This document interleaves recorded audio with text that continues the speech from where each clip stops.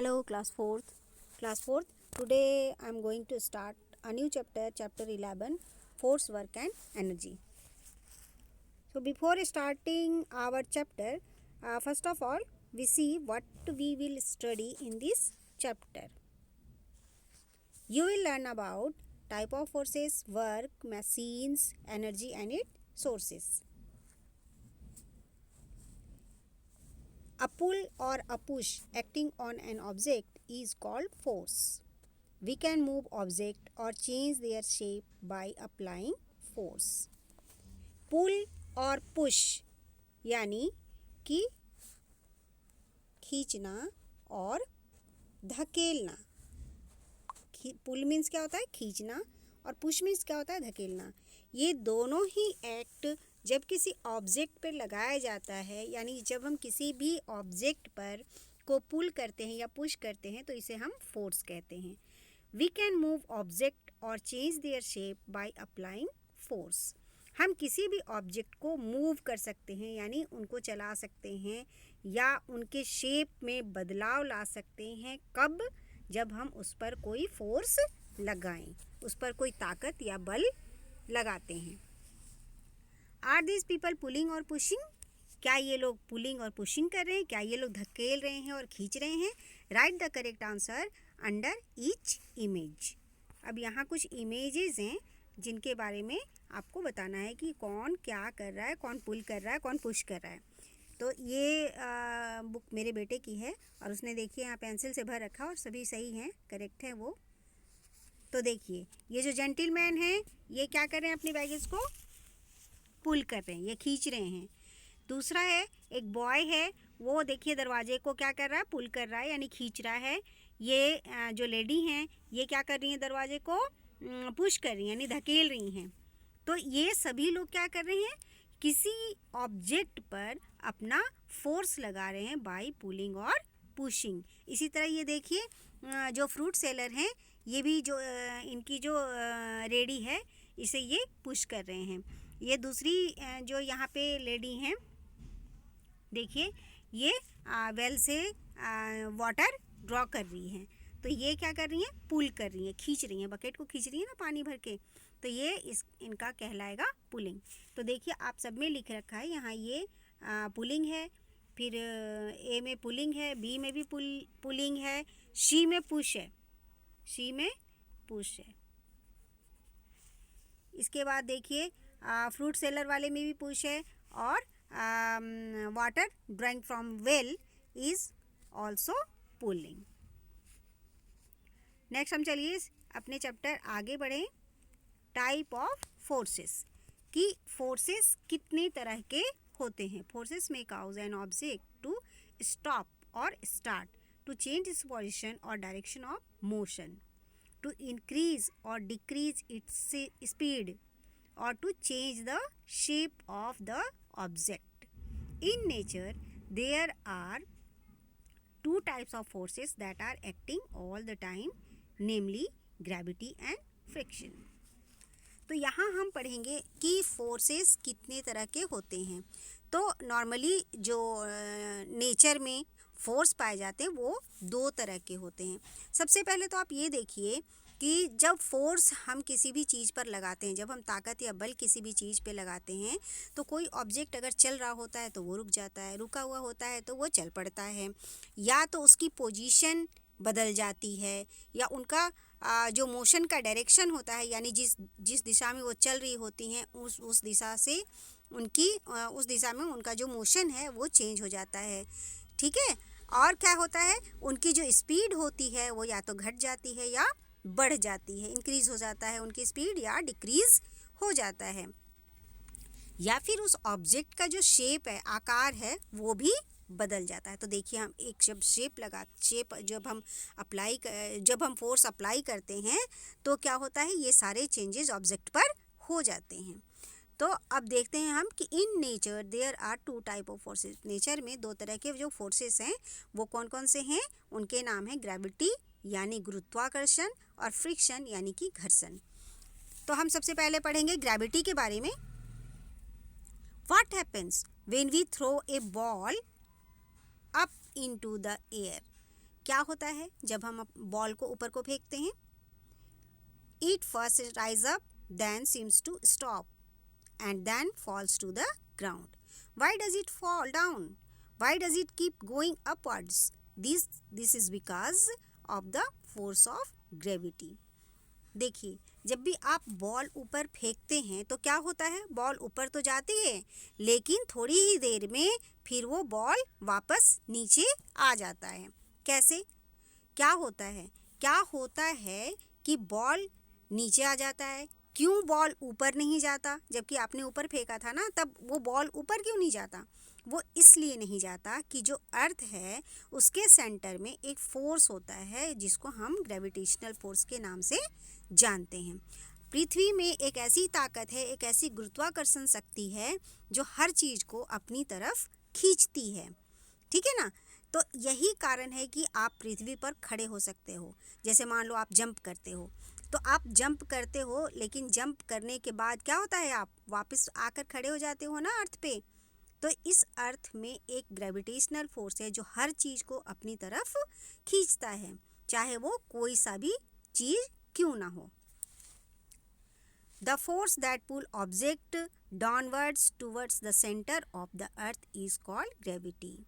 तो आप एक तरह से ये मान के चलो कि जो हमारा ये अर्थ है ना, इसके सेंटर में एक फोर्स है जिसको हम फोर्स ऑफ ग्रेविटी या ग्रेविटेशनल फोर्स कहते हैं, जिसकी वजह से हर इंसान इस ज़मीन पर चल पाता है। अब जैसे मान लीजिए कि अंतरिक्ष में जाते हैं, जो अंतरिक्ष यात्री होते हैं ना, अंतरिक्ष में जाते हैं, देखिए वहाँ उनके पास कोई ग्रेविटेशनल फोर्स नहीं है, वो वहाँ पर उड़ते हुए रहते हैं। ठीक है, वहाँ कोई ग्रेविटेशनल फोर्स नहीं, वो ढंग से खा नहीं पाते हैं, वो ढंग से चल नहीं पाते हैं। क्यों? क्योंकि वहाँ पर कोई ग्रेविटेशनल फोर्स नहीं है जो उनको खड़ा कर सके या उनको रोक सके या वो आराम से चल फिर सके। When you throw a ball up, you throw it with a lot of force, more than the force of gravity. So it is rises. As the ball moves up, it loses this force and then gravity pulls it down. क्या होता है जब आप ball को ऊपर फेंकते हो ना, तो क्या होता है कि आप ग्रेविटेशनल जो फोर्स है उससे ज़्यादा फोर्स लगाकर आप बॉल को ऊपर फेंकते हो, लेकिन बॉल जैसे जैसे ऊपर जाता है ना, वैसे वैसे क्या होता है, उसकी जो फोर्स है, उसमें जो लगाई गई ताकत है, वो क्या होती है, धीरे धीरे कम होती चली जाती है। ठीक है ना? और इसके बाद क्या होता है? इसके बाद जो अर्थ के सेंटर में फोर्स ऑफ ग्रेविटी है वो उसे अपनी तरफ खींच लेता है ना? Similarly leaves and ripe fruits always fall on the ground due to the force of gravity unless they are plucked. Similarly, जैसा कि सामान्यतः देखिए इसी तरह से, जैसे कि लीव्स हैं यानी पत्ते हैं, जो पके हुए फल हैं, वो क्या होते हैं, वो पेड़ों से नीचे खुद ही गिर जाते हैं जब तक कि आप उन्हें नहीं तोड़ते। आप उन्हें तोड़ते हैं वो तो अलग बात है कि आपने उसे तोड़ लिया। अगर आप नहीं तोड़ते हैं तो क्या होता है, पत्ते और जो फल हैं, पके हुए फल, वो नीचे आकर ही गिरते हैं। वो ऊपर क्यों नहीं जाते हैं? क्योंकि जो अर्थ है उसे अपनी तरफ खींच लेता है। चलिए हम देखते हैं आगे। Know your scientist. देखिए, sir Isaac Newton was an English mathematician, physicist and astronomer who played a major role in the scientific revolution in the 17th century. जो सर आइजैक न्यूटन है ना, इन्होंने ही ग्रेविटेशनल फोर्स को इनका ही आविष्कार इन्होंने ही किया था। इन्होंने ही उस सिद्धांत का प्रतिपादन किया था कि जो अर्थ है उसके सेंटर में ग्रेविटेशनल फोर्स है जो हर चीज़ को अपनी तरफ खींचती है। इन्होंने जो 17th सेंचुरी है उसमें इन्होंने जो बहुत बड़ा जो रेवोल्यूशन होता है, साइंटिफिक रेवोल्यूशन, वो इन्होंने किया था। ठीक है, ही promoted the idea that the earth pulls every object towards itself. इन्होंने ही सबसे पहले ये बताया था कि अर्थ अपनी तरफ हर चीज़ों को खींच लेती है। and gave the world the history of gravitation. और इस संसार को, इस दुनिया को उन्होंने ग्रेविटेशनल फोर्स के जो सिद्धांत होते हैं उसको दिया था। One of his famous book philosophy of naturalis principia mathematica, यानी mathematical principles of natural philosophy gave the world the law of motion. इन्होंने मोशन के जो लॉ होते हैं उसका प्रतिपादन इन्होंने किया था।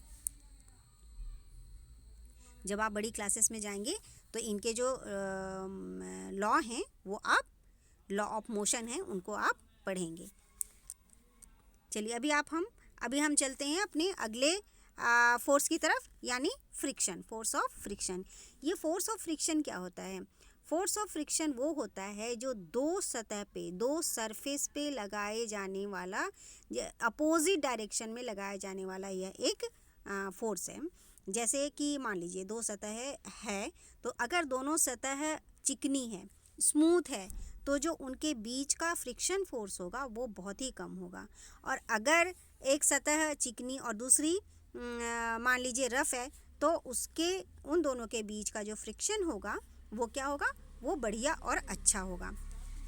अब चलिए हम पढ़ते हैं। सबसे पहले, when A bottle top is pushed across the table it stops after moving a certain distance. क्या होता है? जब आप बॉटल का टॉप अपने टेबल पे पुश करते हैं तो क्या होता है? वो थोड़ी देर जाने के बाद रुक जाता है। It stops because of friction. वो इसलिए रुकता है क्योंकि टेबल के बीच और उस ढक्कन के बीच का जो फ्रिक्शन है वो काम करता है। The force that is present when two object are in contact with each other and oppose the motion of one object across another is called friction. यहाँ एक जो चीज़ है, एक ऑब्जेक्ट दूसरे ऑब्जेक्ट के अगेंस्ट में जो फोर्स लगाता है उसी को हम कहते हैं फोर्स ऑफ फ्रिक्शन।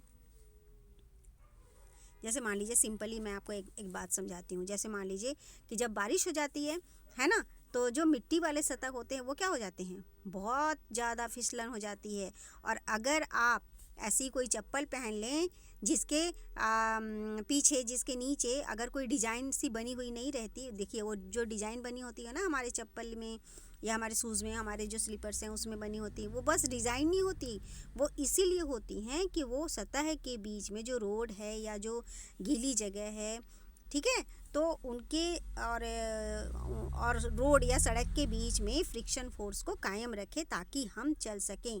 क्योंकि अगर दोनों ही चीज़ें चिकनी हो जाएंगी तो फ्रिक्शन फोर्स जो है वो लेस हो जाएगा और एज ए रिज़ल्ट हम गिर जाएंगे। यही कारण है कि बरसात के दिनों में जब सड़क जो है मिट्टी वाले जो सड़क हैं, कच्चे सड़क, अगर उन पे हम हवाई चप्पल पहन के चलते हैं तो क्या होता है कि हमारे स्लिप होने के चांसेस बढ़ जाते हैं और हो सकता है कि हम गिर भी जाएं, ठीक है ना। तो इसलिए जो आपने देखे होंगे बड़े बड़े जो गाड़ियाँ होती हैं, जो कार होते हैं, जो व्हीकल्स जितने भी होते हैं, उन सब के टायर पे क्या बने होते हैं? कुछ ऐसे डिज़ाइन से बने होते हैं। वो डिज़ाइन बस देखने के लिए नहीं होते, वो सड़क और उस व्हीकल्स के बीच के फ्रिक्शन फोर्स को अच्छा बनाए रखने के लिए बनाया जाता है। सिंपली एक एग्जांपल मैं आपको और बताती हूँ। जैसे मान लीजिए कि मार्बल है, जिससे आप खेलते हो ना, मार्बल, छोटे छोटे कंचे जिससे आप खेलते हैं, अगर उसको आप ग्लास पर अगर आप उसे लुढ़काते हैं तो क्या होता है? वो जो आपका मार्बल है ना वो फिसलता ही चला जाएगा, फिसलता, वो रुकेगा ही नहीं। क्यों? क्योंकि वो मार्बल भी स्मूथ है और वो जो शीशा है जिस पे आप फिसला रहे हो वो भी स्मूथ है और दोनों के बीच में फ्रिक्शन फोर्स एकदम लेस हो जाएगा और यही कारण है कि जो मार्बल है वो रुकेगा नहीं। ठीक इसी तरह आप एक बॉल लो और उसे अपने कारपेट पे चलाओ तो क्या होगा? कारपेट थोड़ी सी रफ़ होती है ना, तो उस पे देखिए जब आप बॉल को चलाओगे ना, बॉल को जैसे आप उस पर मूव कराओगे तो क्या होगा? वो थोड़ी दूर जाने के बाद रुक जाएगा। क्यों? क्योंकि जो कारपेट है वो रफ़ है और वो बॉल को बहुत दूर तक जाने नहीं देगा, वो उसे रोक लेगा। चलिए हम आगे पढ़ें।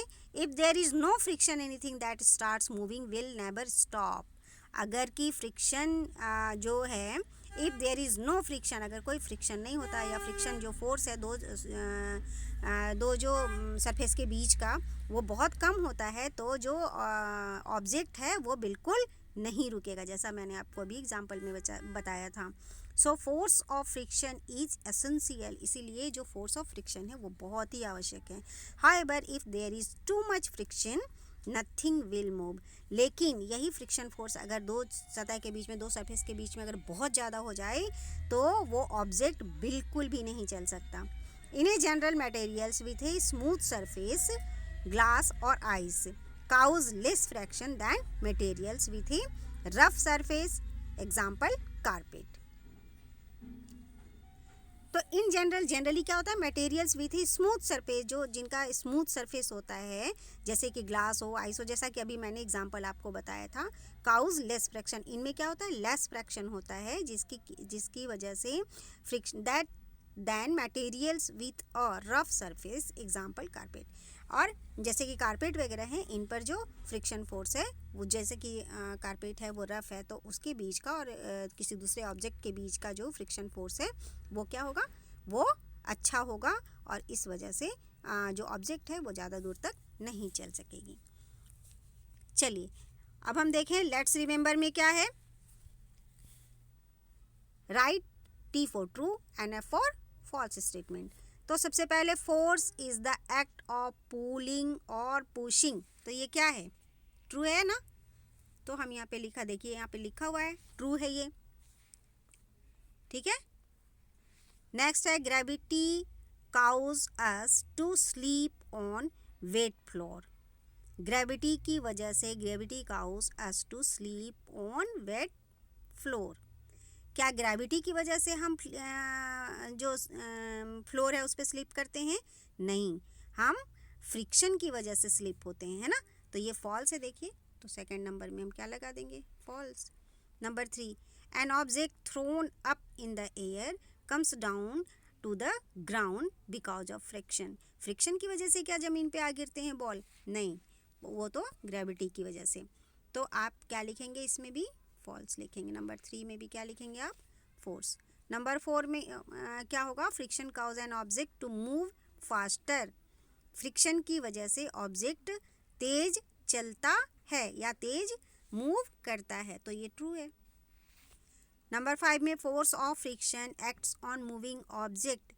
Force of friction acts on moving object. Moving object पर जो फोर्स ऑफ फ्रिक्शन है वो एक्ट करता है, हाँ, तो ये हो जाएगा ट्रू. नेक्स्ट है, चलिए अब पढ़ेंगे हम work. Work is use to describe a lot of activities in everyday life. In science, however, the word work has very specific meaning. Work is said to be done only when the force applied on an object cause it to move through a distance in the direction of the force. जो work है ये बहुत ही, जो work है ये describe करता है बहुत सारे एक्टिविटीज़ को जो कि हम हर दिन अपनी लाइफ में करते हैं. लेकिन साइंस की भाषा में हम वर्क तब तक नहीं कहते जब तक कि हम किसी चीज़ पर फोर्स लगाते हैं और उस फोर्स लगाने की वजह से जो ऑब्जेक्ट है वो थोड़ी दूर हटता नहीं है, थोड़ी दूर या उसके जो डायरेक्शन है वो बदलते नहीं हैं, तब तक हम साइंस की भाषा में काम करना नहीं कहते. जैसे आप लिखते हैं या पढ़ते हैं तो इसको हम साइंस की भाषा में वर्क नहीं कहते. हम वर्क तब तक नहीं कहते जब तक कि ऑब्जेक्ट में कोई मूवमेंट ना हो, उसकी पोजीशन ना बदल जाए, उसका जो डायरेक्शन है वो ना बदल जाए, तब तक हम तब तक उसे वर्क नहीं कहते हैं. However, work is also said to be done when the force applied on an object cause a change in the shape or size of the object. अगर उस ऑब्जेक्ट की शेप और साइज बदल जाती है तभी हम कहते हैं कि हमने काम किया. When you kick a football, जब आप फुटबॉल को किक करते हो, you are applying force that cause it to move. तो उस जो फोर्स आपने अप्लाई किया तो क्या हुआ, उससे वो फुटबॉल मूव किया. This is considered as work because force is being applied to the football to make it move. तो इसको हम साइंस की भाषा में काम करना कहेंगे क्योंकि इसमें क्या हुआ, जो ऑब्जेक्ट है वो उस पर आपने जो फोर्स लगाया तो क्या हुआ, उसके फुटबॉल जो है उसकी स्थिति यानी उसका जो डायरेक्शन था वो बदल गया और वो मूव किया। तो ये हो गया हमारा साइंस की भाषा में work. Activities such as reading, sleeping and thinking are not considered as work in science. जैसे कि हम पढ़ते हैं ना, इंग्लिश ग्रामर में पढ़ते हैं कि ये सारे हमारे वर्ब हैं, ये सारे वर्क हैं, बट साइंस की भाषा में ये सब वर्क नहीं है। This is because no force is being applied in this case and no object is being move. क्योंकि इन सब में क्या होता है, फोर्स लगा, हाँ इन सब में क्या होता है, because no force is being applied. इनमें कोई फोर्स नहीं लगाते, हम पढ़ते समय कोई फोर्स नहीं लगाते, हम रीडिंग करते समय भी कोई फोर्स नहीं लगाते हैं, और स्लीपिंग में भी कोई फोर्स नहीं लगता। तो क्या होता है, ये इससे जो है हमने कोई फोर्स नहीं लगाया जिसकी वजह से कोई ऑब्जेक्ट में किसी भी तरह का कोई चेंजेस हुआ हो, तो इसलिए इसे हम वर्क की गिनती में नहीं रखते साइंस में। चलिए हम पढ़ेंगे मशीन। तो मशीन क्या होती है? When a task is difficult to do with our hands we use lot tools called machine. जब कोई काम हम अपने हाथों से नहीं कर पाते हैं या करना डिफ़िकल्ट होता है, तो हम जो यूज़ करते हैं, जो भी टूल हम यूज़ करते हैं, उसको हम क्या कहते हैं? मशीन। अब जैसे मान लीजिए आपको खोलना है कोई डब्बा, ठीक है, वो खुल नहीं रहा है, तो आप क्या करोगे उसको? वो आप स्पून यूज़ करोगे ना, स्पून से खोलोगे आप उसको। तो उस ढक्कन को जब आप स्पून से खोलोगे तो आपके लिए वो स्पून क्या हो गया? एक मशीन हो गया, ठीक है। तो इसी तरह a simple machine is tool that make our task easier and faster with the use of less forces. और आपने चम्मच से जो ढक्कन को खोला, देखिए आप यहाँ, है ना, तो क्या हुआ? आपने स्पून से ढक्कन को खोल दिया डब्बे का, तो ये जो आपका स्पून है वो आपके लिए टूल बन गया, मशीन बन गया, और आपका ढक्कन जो आपने खोलना चाहा था, कम फोर्स लगाने पर भी वो ढक्कन खुल जाता है। दूसरा हम पढ़ेंगे, अब चलिए हम पढ़ेंगे, सबसे पहले तो हम पढ़ेंगे लीवर के बारे में। लीवर क्या होता है, ठीक है। A lever is a simple machine that is made up of rod resting at a point, किसी भी पॉइंट पर उसको लगाते हैं, proud which it turns, around which it turns, और वहाँ से उसको जो भी ऑब्जेक्ट जिसको भी हमें चलाना है या जिसके अगेंस्ट में हमने वो रॉड लगाया है, उसको हम मूव करा देते हैं। It is use to lift और मूव हेवी वेट्स। इसकी वजह से हम किसी भी हेवी वेट्स को मूव करा सकते हैं, या कट थिंग्स, काट सकते हैं, और open the lid of a tin, या हम किसी भी open a lead of a tin, या हम टीन के लीड को, ढक्कन को हटा सकते हैं। A pair of scissor is an example of a lever. एक जो सीजर है आपका, वो भी लीवर का एक एग्जाम्पल है। When we use a spoon handle to open the lid of a tin, the spoon acts as a lever. जब आप ढक्कन खोलते हैं डब्बे का स्पून की सहायता से, तो जो स्पून काम करता है वो भी एक लीवर ही कहलाता है। नेक्स्ट है हमारा पुली। A pulley is a simple machine that has a groove, wheel and rope running between the grooves of the wheel. It is used to lift heavy object attached to one end of the rope. Drawing water from a well with the help of a pulley is an example. आपने देखे होंगे गांव में कि लोग जो पानी निकालते हैं वेल से, तो क्या होता है, उसमें कुछ ऐसी एक रॉड लगा होता है जिसके साथ एक पहिया लगा होता है, और उस पहिए के बीच में क्या होती है? रस्सी लगी होती है, जिसकी वजह से वो व्हील घूमता है और पानी निकालना, वेल से पानी निकालना ईजी कर देता है। अदरवाइज़ बहुत ताकत लगानी पड़ती है पानी निकालने के लिए, है ना। तो ये जो व्हील है, पुली क्या होता है? ये pulley is a simple machine that has a ग्रोव्ड। इसमें क्या होता है? ग्रोव्ड। एक ग्रोव्ड का मतलब आप समझ लीजिए घुमावदार गोल ऐसा खाका होता है, व्हील होता है, और उसमें रस्सी डाली जाती है, जिसकी वजह से कि हम वेल से पानी आराम से निकाल सकते हैं। नेक्स्ट है wheel and axle. Wheel and axle क्या होता है? Can you think the things that have wheels? Almost all vehicles have wheels. आपने देखे हैं ना कि सभी व्हीकल्स में क्या होते हैं? व्हील्स होते हैं। और दो व्हील्स के बीच में क्या होता है? दो व्हील्स के बीच में कुछ रॉड सा होता है ना, जिसे हम कहते हैं एक्सेल। ठीक है, ये कहलाता है एक्सेल। दो व्हील्स को क्या करता है, आपस में उनको कांटेक्ट में रखता है। These wheels have rod connected to them. ये जो रॉड है जो दोनों ही व्हील्स को कनेक्ट करके रखता है, this rod is called axle. यही रॉड एक्सेल कहलाता है। ठीक है, the axle moves the wheel, the axle moves the wheel, यानी जो एक्सेल है यही क्या करता है, हेल्प करता है ताकि जो व्हील है वो मूव करे, चल सके। Moving heavy object become easier with the help of wheel and axle. ये व्हील और एक्सेल क्या करते हैं, किसी भी भारी चीज़ को एक जगह से दूसरी जगह ले जाने के लिए बहुत हेल्पफुल होते हैं। ठीक है ना, जब तक पहियों का आविष्कार नहीं हुआ था, जब तक ये व्हील नहीं बने थे, जब तक ये व्हील एक्सेल नहीं थे, तब तक भारी चीज़ों को, जो हैवियर चीज़ें थी, उनको कैरी करना बहुत ही मुश्किल हो जाता था। तब तो सिर्फ एनिमल्स ही होते थे जो कि इन भारी चीज़ों को उठाकर एक जगह से दूसरी जगह ले जाते। इतना इजी नहीं था किसी भी चीज़ को एक जगह से दूसरी जगह भारी चीज़ों को ले जाना ले आना। लेकिन ये जो व्हील और एक्सेल जब से बन गए तब से बहुत आराम हो गया और बहुत सारे व्हीकल्स भी बने और बहुत भारी भारी बोझ को एक जगह से दूसरी जगह आराम से ले आया जा सकता है। अब हम पढ़ेंगे नेक्स्ट हम पढ़ेंगे inclined plane.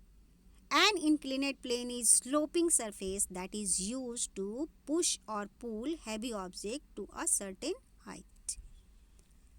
A simple smooth board placed at an angle can be used an inclined plane. You must have seen heavy cartons being loaded onto a truck by pushing them up in inclined board. Screw and wedges are two type of inclined planes. तो जो inclined planes है ये क्या होता है, inclined planes एक ऐसा machine है जिसके साथ हम हैवी बैरल को या भारी चीज़ों को बड़े आराम से ट्रक तक, या जैसे मान लीजिए कि हमारा घर होता है तो घर के पास भी हम जैसे आप समझ लीजिए जो आप अपने घर के पास भी आपने देखा होगा या अपने घर में भी आपने पाया होगा, एक रैंप बना होता है ना, जिससे हम अपने व्हीकल्स को बड़े आराम से घर के अंदर भी ले जा सकते हैं और बाहर भी निकाल सकते हैं। ठीक ये तो हमारा एक छोटा सा एग्जांपल है। ठीक है, ठीक इसी तरह से अगर बहुत बड़ा ट्रक है और बहुत भारी सामान को हमें ले आना है तो हम क्या करते हैं, एक देखिए इस तरह का स्लोपिंग एक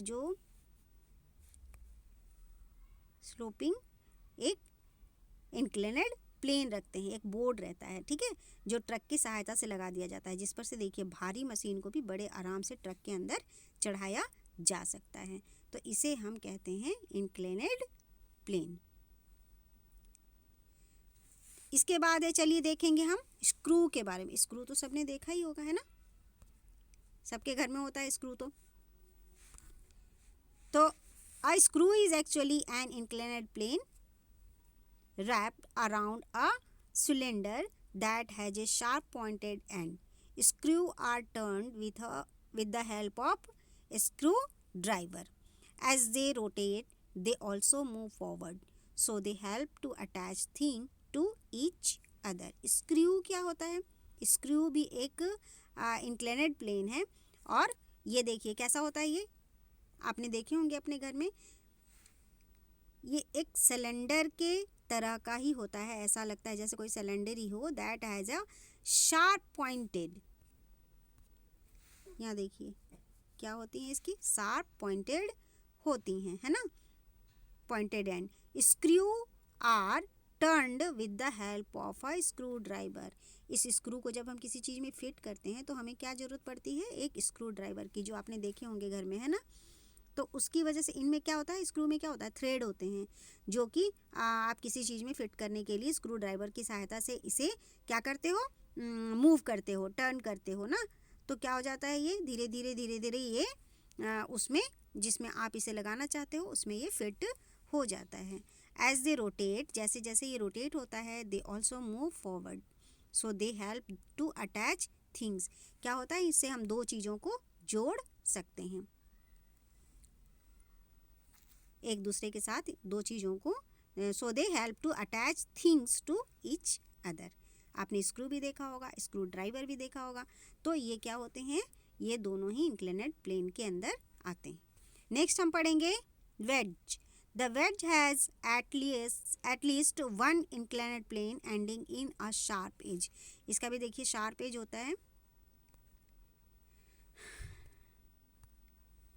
देखिए, जिसकी वजह से क्या करते हैं हम, this sharp edge help to cut things, जिसकी वजह से थिंग्स को कट किया जाता है। A good example is an axe with which we cut would.